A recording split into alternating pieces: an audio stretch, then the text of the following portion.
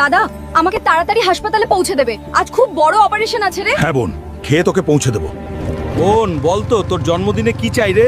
দাদা, আমাকে একটা স্কুটি কিনে দে। বোন আজই শহরে গিয়ে স্কুটি দেখবো রে। ম্যাডাম, আমি একটা স্কুটি নিতে চাই, এই নিন 2000 টাকা। আরে এই গরিব পোকাগুলো কোথা কোথা থেকে চলে আসে রে? বেরিয়ে যা এখান থেকে। 2000 টাকায় গাড়ির দুটো চাকাও আসবে না রে। বেরিয়ে যা বলছি। ওরা আমাকে কুকুরের মতন তাড়িয়ে দিল।